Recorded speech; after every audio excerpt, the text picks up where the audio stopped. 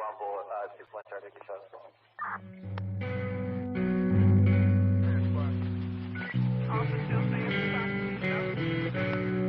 we go. Call from. Hi, this is Commercial Zone for CJ. To accept, press 1. What's up, Commercial Zone? How are you?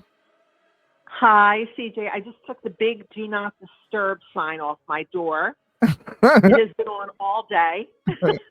Yeah. I've been locked away here listening to you all afternoon. I told my husband, who was off today, I said, please do not disturb. This is a very, very important day. I've got to listen to CJ. We have a big hearing coming up. And I'm like, I don't know. I'm very confused about what happened. And I'm very curious about what you think. What about the court hearing?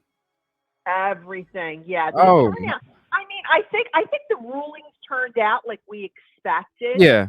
You know, we didn't in a million years think that anything was going to get dismissed, but it was just kind of interesting to change the venue arguments, and I'm dying to hear what you have to think about that. I was impressed because at first, this is what was interesting to me when I was watching the court hearing. You know, it was seemed like more gaslighting, and then Ann Taylor was. It seemed like it was like, and it's like, oh my gosh, is she gonna fight? And then all of a sudden, when she started talking about what they've been asking for, it's like, holy crap. And she just came out swinging. And I think she was hitting grand slams, even though, like you said, we kind of already figured what was going to take place with the denials. And he never comes to a decision right away anyway. So it was one of those things where you already knew he wasn't going to decide. But what was very interesting though is that Thompson actually made the argument for changing the venue, and that was kind of cool.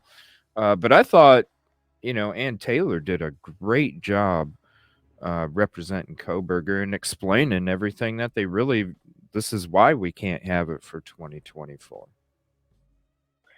Yeah, I'd like to know who threw that out there. That summer of 2024 was even a possibility, knowing all of the complications. There's 4 to 5. We were talking in chat, 400 to 500 witnesses, right? All these tips. Yeah. But Thompson's concerned that the schools across the street, and we're all like in chat saying, well, who decided it would be a good idea to build a school right across the street from a courthouse? It's like you cannot, and then he's talking about, the motels, and it's like, this is a death penalty case. You're just absolutely sounding ridiculous. And maybe, I'm sure the victims, and, God bless them, what the pain they're going through, they want closure.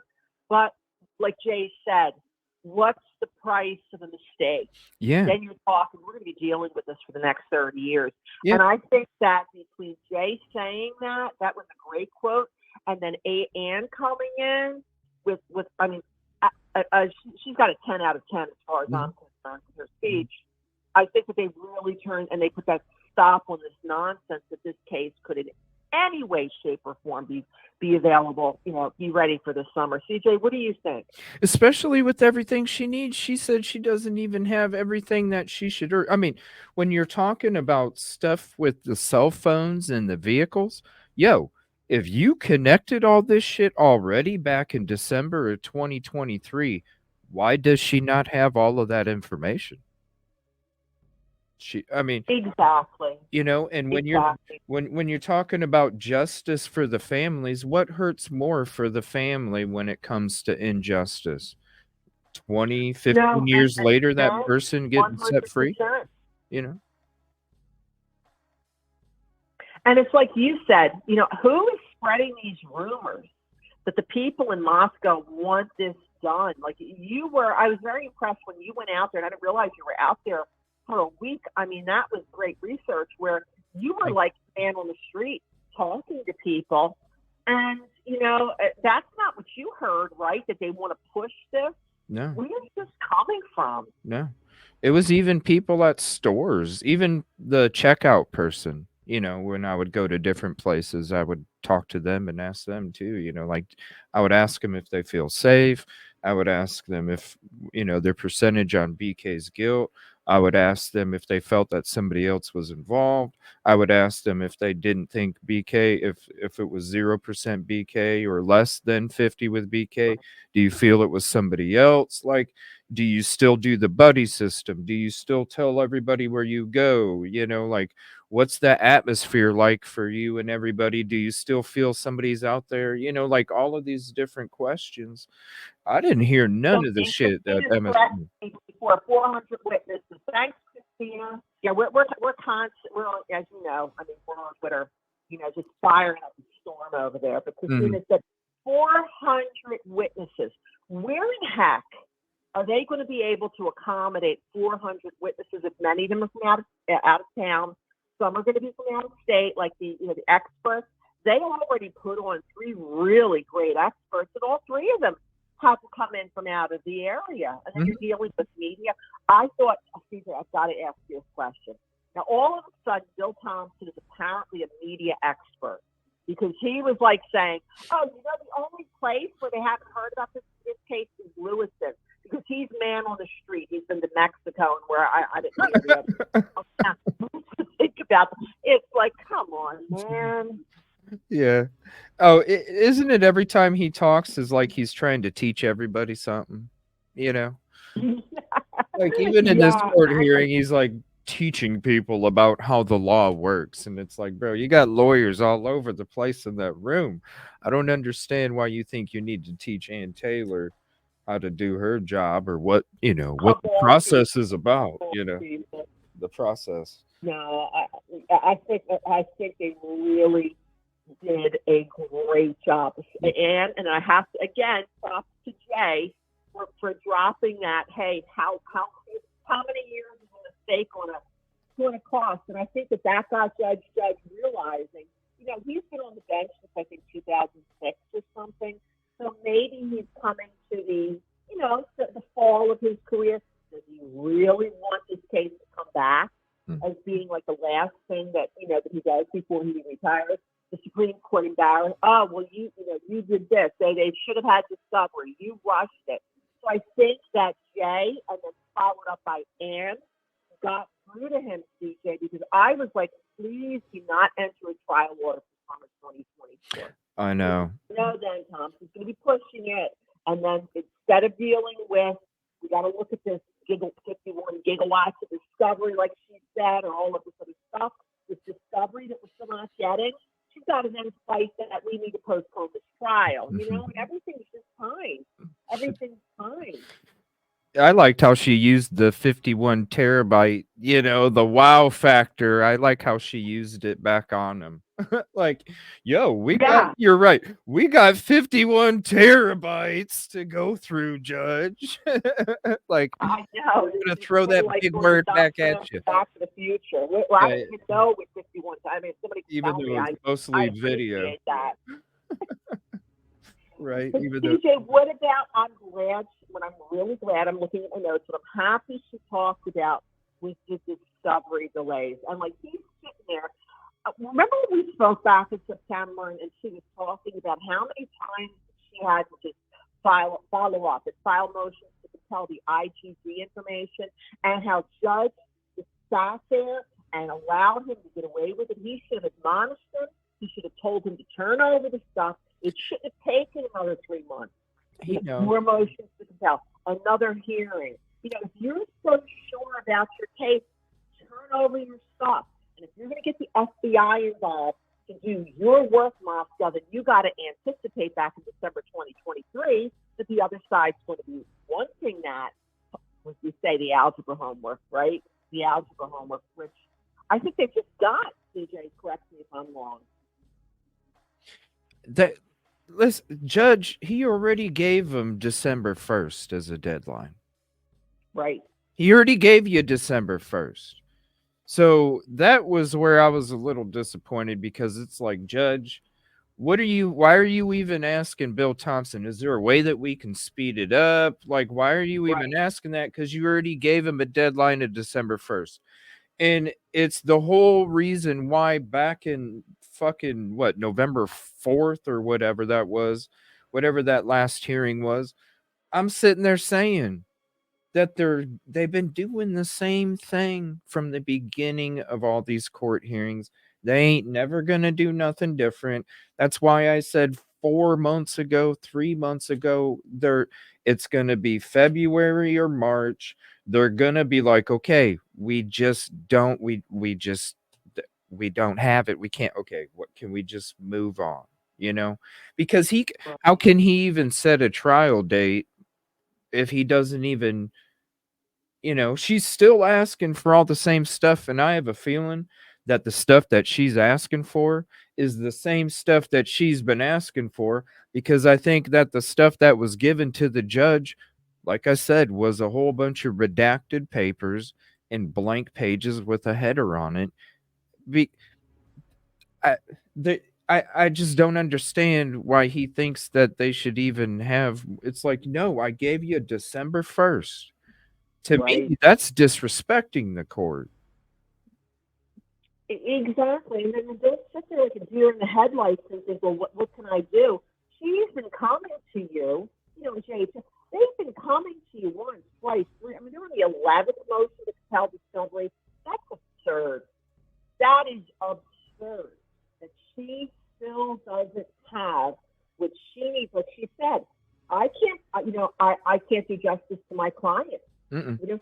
Brian, this is his life, and we're going to sit there and talk about high school parking lots, and if they had accommodations at the Motel 6 or something. We're talking about a guy, and we still don't know what evidence they have. If we don't know, I mean, if he did this, if he had any part, if he played before the fact, after the fact, we're going to look at him for sure, but we can't. I mean, at this point, he's not guilty by a long shot, because we do not have.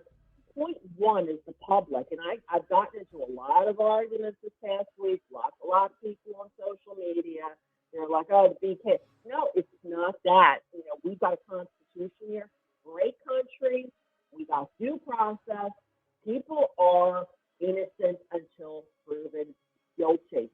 And we don't have one piece of paper that we can say, we got a description of the evidence, but we Yeah. don't have the evidence itself. If they would have released the 911 call, if they would have released a picture of suspect vehicle one, released a picture of him walking into the house, released, some of the stuff that he sent maybe to the girl. They should already have it. Then you say, okay, yeah, I got you. Now I understand. They should already have it. When she's saying, she goes, I'm still, the more I mean, when we were trying to piece through it, we have less than what she has. And so when she's trying to figure out how you connected all this stuff, and she's like, the more that I look at it, the less I understand how you connected him. And I'm still asking for video. I'm still asking for cell phone data. I'm still asking for all the shit that you said you fucking had December 30th, 2022. Because you said you had it in the PCA. Well, the exhibit A of the PCA. If you said you had it 12/30, or I'm sorry, 12/29, 2022, then you damn well should have it when the discovery was first created for them to be able to get it. And why is it a year and a month later, almost to the day, a year and a month later, and she's still asking for the shit that you should have already had a year and a month ago? Why is she even, the only thing that she should be asking for in that court hearing was the IGG information? She should have had everything else that she says that she's still asking for. It doesn't make sense to me. It doesn't make sense. I think this court hearing, for all the people that feel like BK is 100% guilty, I'm telling you right now, as fucking shady as that Exhibit A Brett Payne affidavit is, it's just as shady, and it was exposed in this court hearing, because why in the hell should Ann Taylor still be requesting the shit that was in the fucking PCA? That's Well, shady. I'm no fan of the probable cause affidavit, or like to call it the affidavit of no probable cause. And when Ann Taylor brought that up and said she could not figure out from the PCA how they got to Brian Kohberger. I don't know if you're watching the chat, but it just lit up from Kid Kitty Oh, and yeah. myself. We were like, thank you. Like Kid Kitty was saying, I think she said, quote her, Taylor's saying exactly what we've been saying. We can't figure out, reading this affidavit of probable cause, how they got from step 1 to step 100, and they pointed at Brian Kohberger and said, this is the sole and the correct person who committed the atrocities. And I'm so happy that she said that, because we all said, we've been talking about this in your chat, and you've been talking about it for months, for months and months and months. I'm glad she exposed that today. Yeah. Particularly. Yeah, I'm glad, because I'm like, oh my gosh, she's unsealing shit herself, because this whole time we were like, what is she asking for? What is she laid it fucking out today. I got a question for you though. What did you think when Ann Taylor, when she was stating the reasons why it would take until the summer of 25? One of the things that she brought up was that she's having a hard time getting people to talk to her. Well, What do you think that was? I was like, you've whoa. been to Moscow, right? I mean, I think people are probably scared. Yeah. And then it becomes, why are they afraid to talk to her, CJ? Yeah. You know, she's got to be able, and I'm wondering, who is she referring to? Is she referring to BS? Because remember when we spoke months and months ago, we were looking forward to the preliminary hearing. We're like, okay, finally, we're going to find out some information, some details, why it is that it's this guy. And they started to make noises. Bethany was fighting the extradition, or, she was fighting Christina with DM. She's in Idaho, no problem there. But being that BS is out of state, that's how we found out that, she was detaining her. She was fighting. She wasn't coming back. And then they had an agreement that defense was going to go to her and speak. And then all of a sudden, what happened the next week? Oh, okay, grand jury indictment. Okay, that's surprise. Yeah. And you know why? That they don't want to talk to her, because I feel like the statement, that there's a reason why her statement wasn't included in the PCA or the Exhibit A. There's a reason why Batanti said that she had evidence that was exculpatory. Right. To Kohberger. Make those representations without having facts to back it up. Right. You just can't. You've got ethical obligations when you're going to a court. You just can't pull something out of the hat and say, oh, well, she's got exculpatory. They would need to be able to point to what it is. And you're right, Susan. I look, when I analyzed and I went over the affidavit of probable cause, I literally took a couple of weeks and I sat down, old fashioned. So I printed it out, had a ruler, a cup of CJ coffee, and a marker, and went through it line by line. And it's the things that's not in there that we should be focusing on. Like, she's in the house.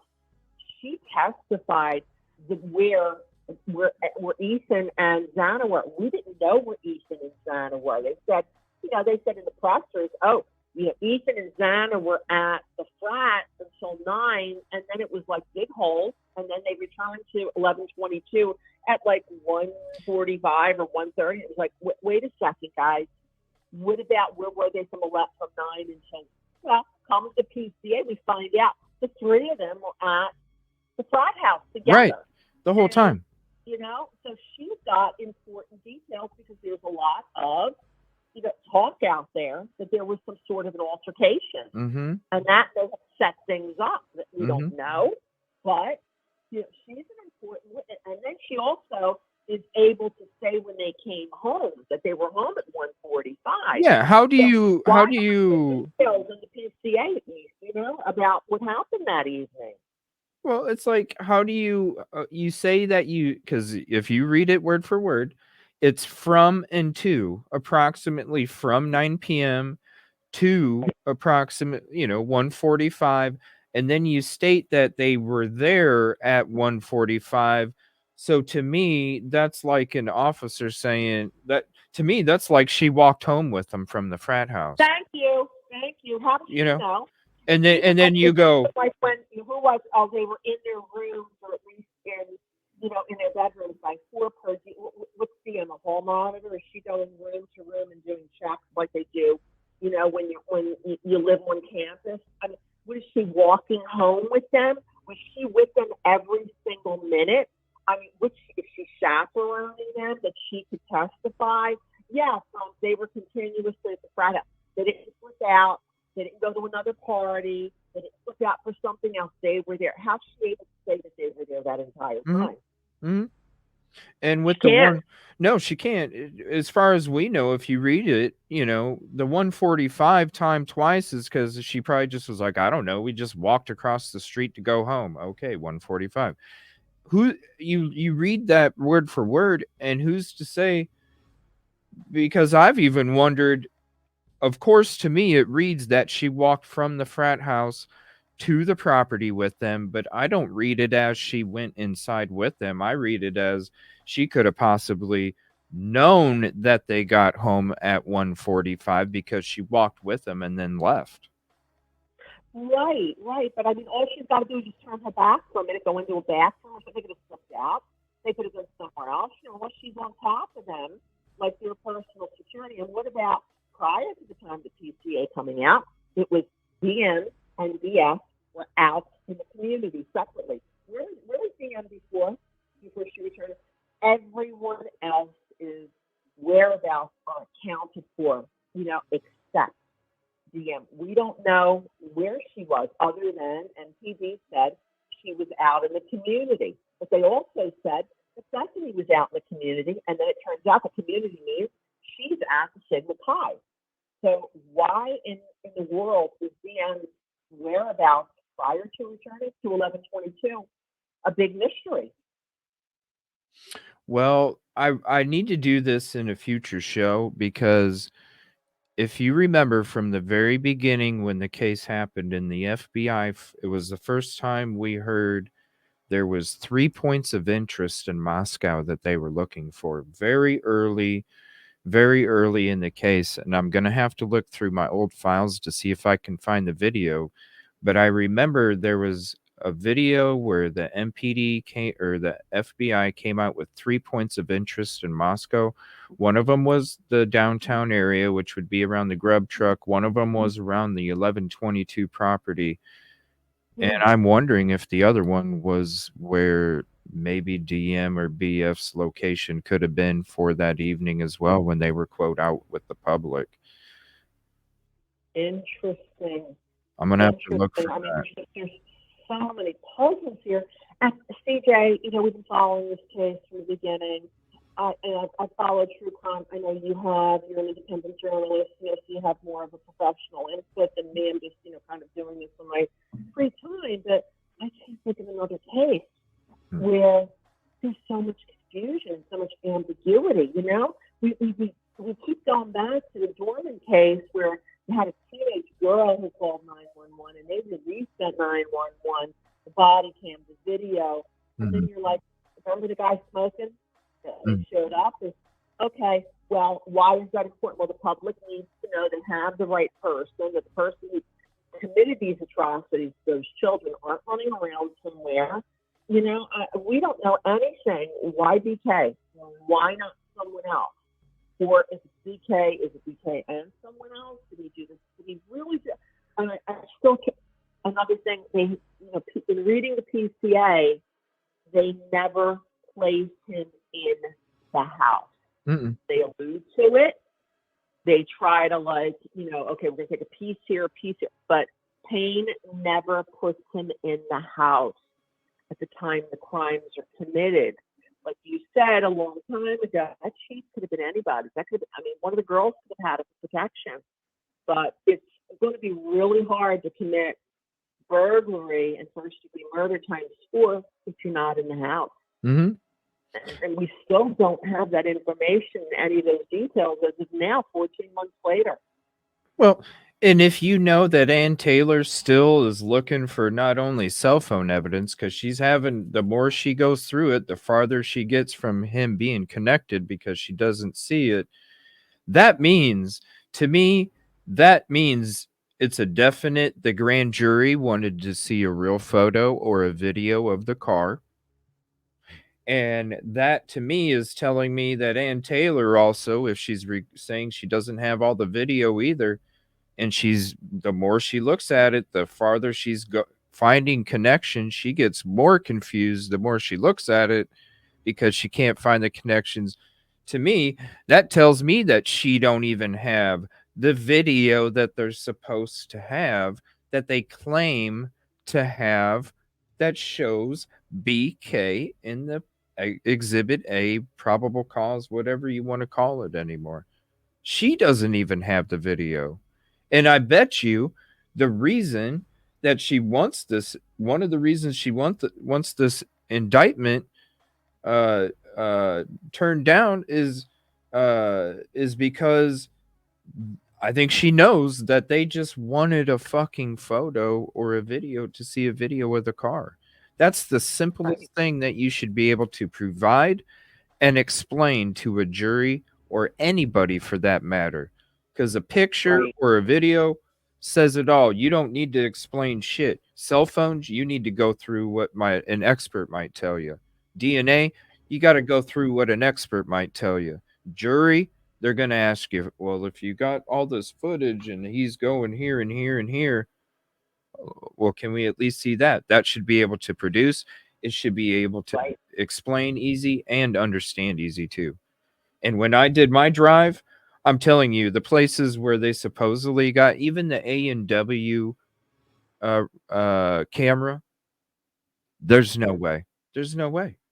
You've been saying that. I mean, you've been saying that, and you took us along with you virtually. It made a lot of sense. I'm like, what is he doing? He's either the most brilliant person in the world that didn't drop a ton of DNA with this very messy crime scene, or he's the stupidest person in the world. He intentionally drove his own car, missing a front license plate, and out of state tags. And from your with your show today was so excellent because it sort of explained why he kept getting stopped.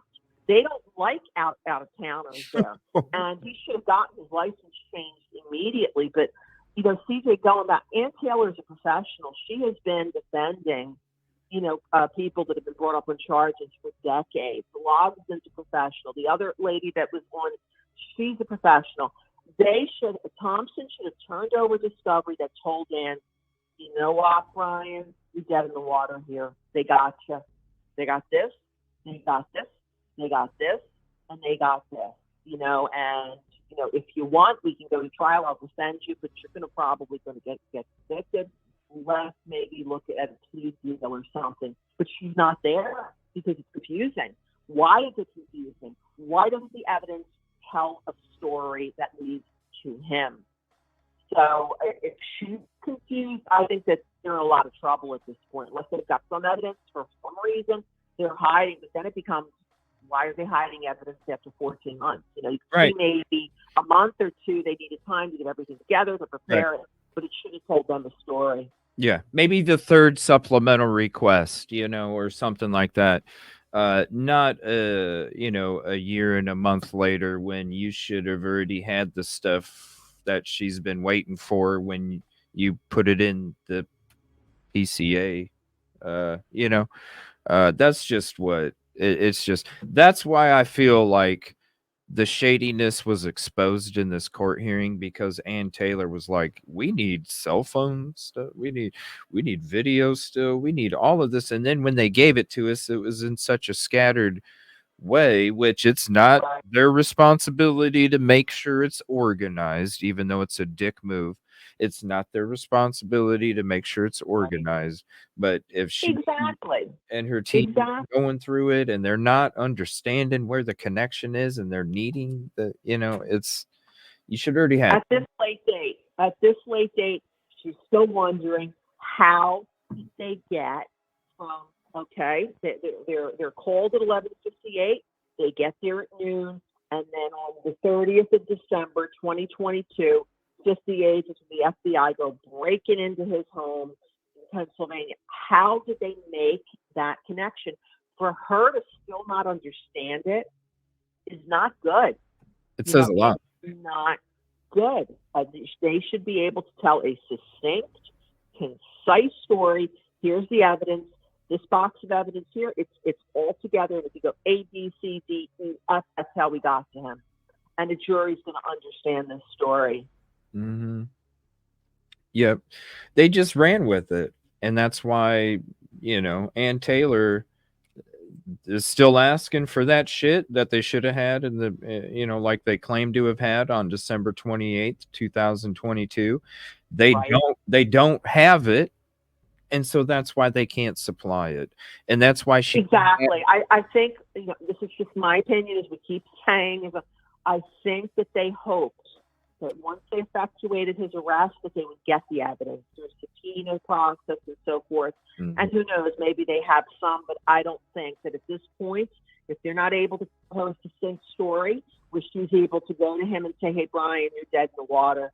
Mm-hmm. Jury's going to convict you, dude.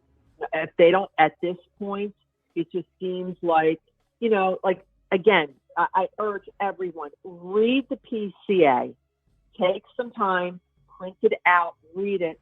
And it's like, why isn't the time when they summoned friends, why is that a big secret? I think, my opinion only, is that it was a large gap. Because if it was like a reasonable hour, 11:30, 11:40, they wake up, they call, they summon the friends, that's one thing. I think that detail would have been in the PCA, but they kept it out intentionally so as to, short of not let Judge Marshall, who signed off on that warrant, say, hey, wait a second here. You're telling me that these crimes you're saying happened at 4, but MPD isn't called until? Well, what happens in the meantime? They don't show up 12 hours later. So much. Yeah, not till 12 hours later they show up, and it only takes you 2. I mean, that's why you wanted a new police department, building, is because you needed to be able to respond to your calls quicker. It only takes you 2 minutes, 3 minutes to get there, and it took 12 hours. And it sounds like that's what it was, but they can't get there until you make the call. Right. So it's like, I urge everyone, read the PCA and just take notice of what's not in it. And, Kid Kitty and I, and so many of us were so cheap when she brought up the PCA and how confusing it was. It was like, finally. Yeah, you have to. I mean, Pluto, saying this.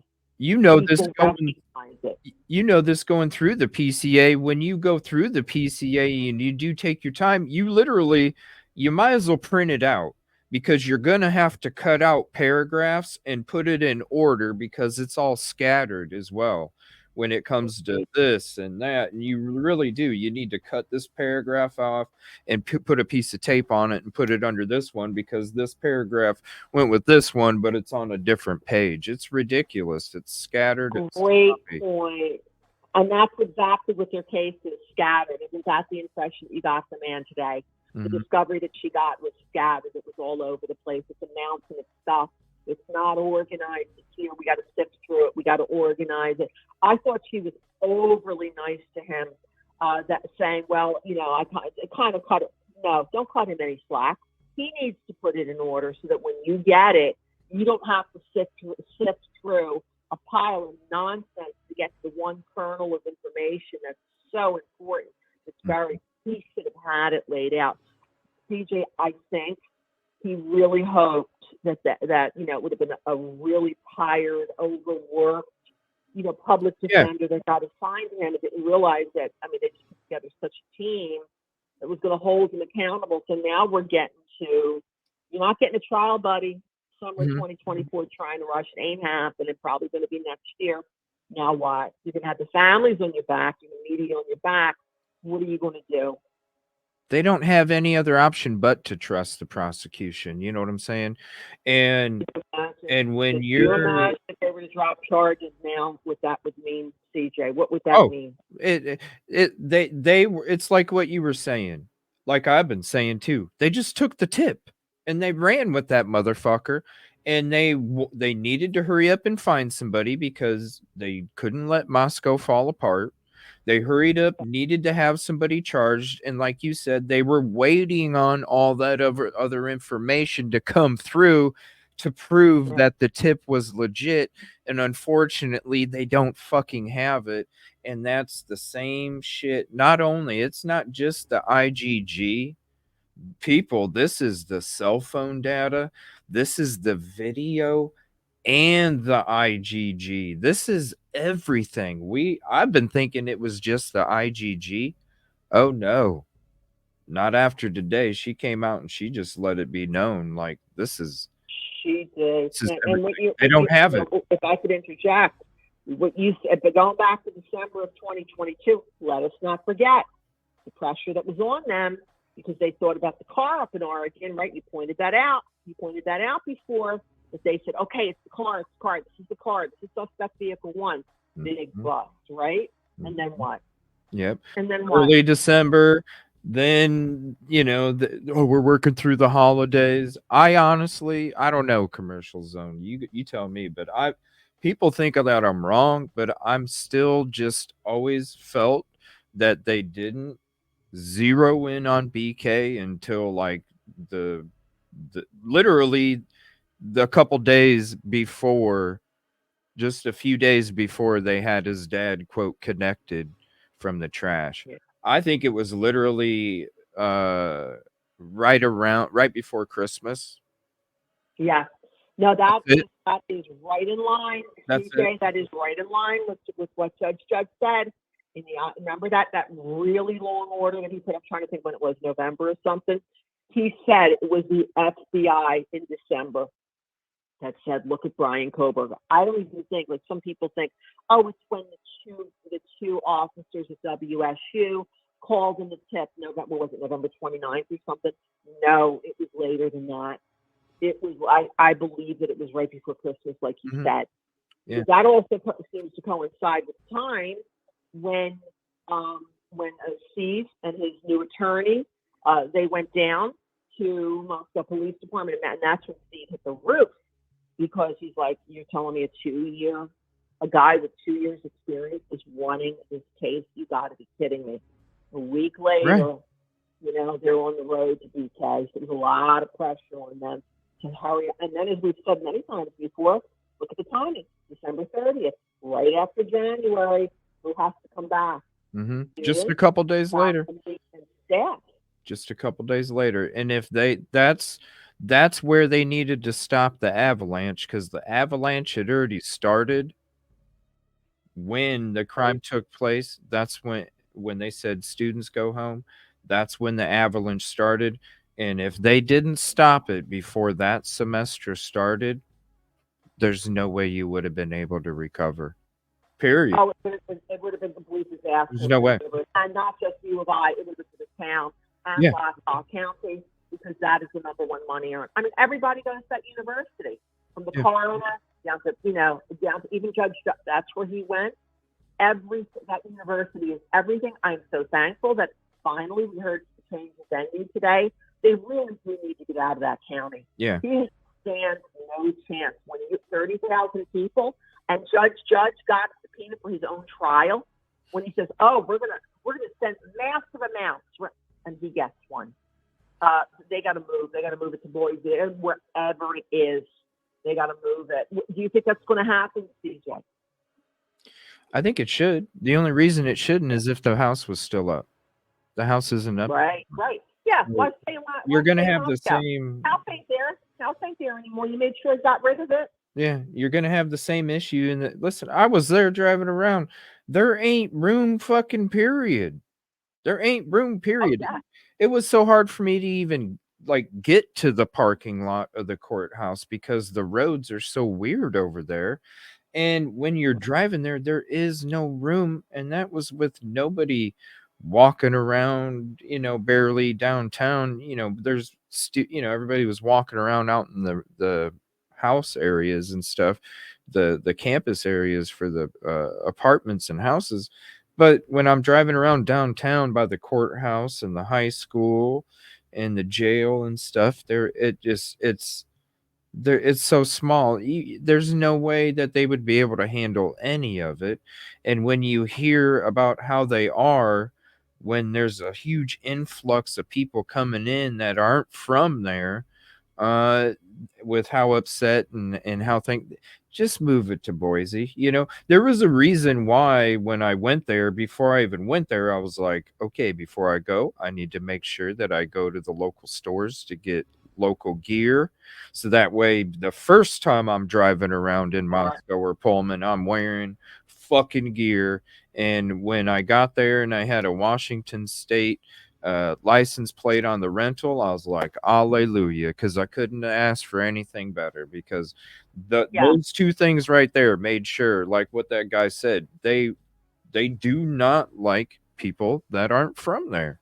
And I knew that. You know, you could see it. I mean, you could see it was. We were very concerned. I can tell you about your safety being out there. So very, very grateful, thankful that you did that. You go out there with a big, stage and show and all this other stuff, and you'd be sitting in the basement of the laptop counter at the BK before you know it on stupid, a ticket or something. But what I wanted to ask you, CJ, because you were on Queen, you were on King, you're physically there. Yeah, we can certainly look at all of these places online. We're very thankful to you for recording it the way that you did, very professionally, but being there. How close is Banfield and it's that one street that is right next to Taylor to Queen? How close is that? I could like, if you're saying if I'm walking from 1122, what the door where BF's room is at, or like Yeah. Let's just say you're walking from 1122 to that fire hydrant where on Taylor, where Tisdale or Rosenthal, one of them parked their unmarked vehicle at 3:00 in the morning. It was right in front of that red fire hydrant. okay. Emmett's jacket was down there. So it looked like Emmett's jacket up there. How far is that? Let me see. I walked it because I wanted to walk in between, and then I also got footage because I wanted to prove that there wasn't steps that went all the way down. Literally, because there was a fence. Well, I'm just gonna guess maybe 10 seconds to go from the door to the edge of the street from 1122, and then I would say probably to get to the fire hydrant from the street.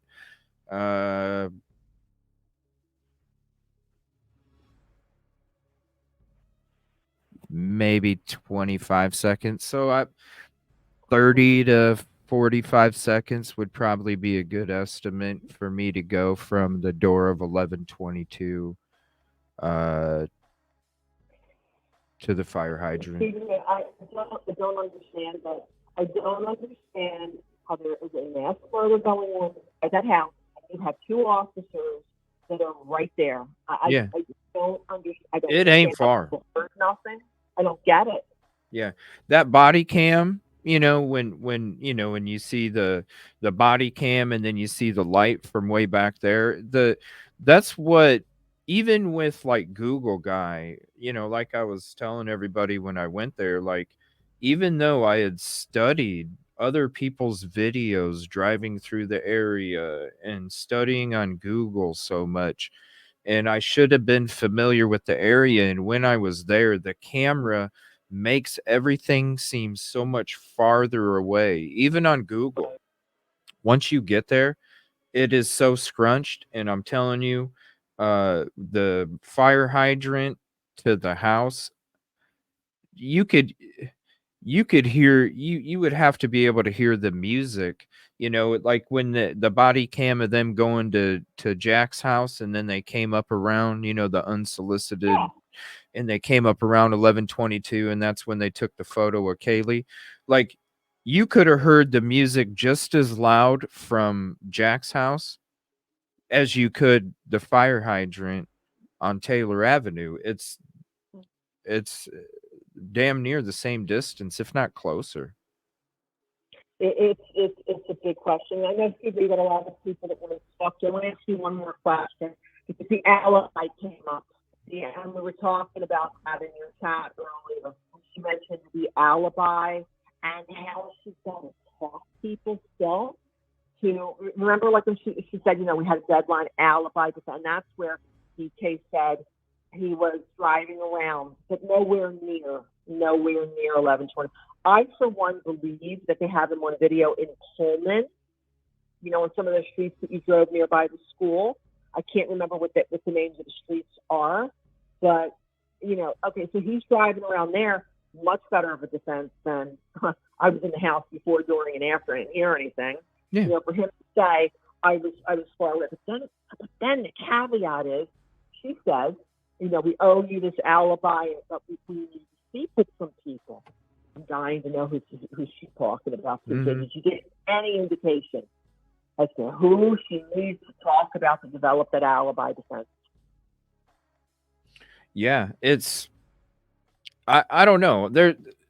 I'm still like I'm still shocked, like, how is I mean, I know it's a small town, and I know you'd probably get singled out if you said something because people are going to know if somebody talks because of your story and what you know and your perspective of whatever would be told. Because secrets don't last long in small communities, but I she said it not only for the positive, for the negative as well, like the prosecution side, but the defense side. How is she having a hard time finding anybody being able to say anything positive either? Because I can understand the negative because you don't want to, you don't want to be the person that, said something or talked to Ann Taylor because, you don't want your shit out there. But then at the same time, I don't think that those same people are going to have anything to say about the positive side because they're just going to come from either I don't know or negative. Like, how is she having a problem talking to people on the positive side too? That was interesting to me. And it's like, well, who would she be talking about there too? I don't know. And what about she's got to go back 3 generations? Yeah. Now, she sounds like she's got a hack. I mean, we knew, we kind of had a clue of that this was just a massive amount of work. But then when she starts talking about, I'd even thought that, okay, well, she's got to also be prepared. Worst case scenario, he gets convicted, then they got to go into the sentencing phase, and then she's got to try to do all of the mitigating factors. That he did this and he was this. He was a member of society, and we go back 3 generations of the family on both sides. I mean, it is an enormous amount of work, and I think we got a really good insight today. Do you agree? Oh yeah. We got to finally know, because the stuff that she's been asking for from the PCA, like, that's, to me, that proves, I think it was a huge day. I think the prosecution, I think Ann Taylor saying I still don't have this and I still don't have this. I think that proves that the prosecution don't have everything that they're fucking claiming to have, because that right there, you should already had it for a year and a month, and for her to be asking for that still. Yo, that just tells me you don't have nothing. It tells me you ran with the tip. You were hoping all of this other stuff was going to solidify everything that you thought it was going in that direction. And I think what happened is the whole BK shit ended up going like the Oregon car did. Unfortunately, they already arrested somebody. And when it comes to the 3 generations, I don't even think, I'm not saying she could have got IGG documentation, but at the same time, she may still not have got nothing, because any of the experts that we've listened to on this show, whether it's CC Moore or any of these other ladies, they said you're going to be going back 3 or 4 generations when it comes to this Right. kind of DNA testing. So it doesn't even mean that she has the paperwork. She could just already know from an expert, yeah, I'm going to have to go through 3 generations. It's a lot of work.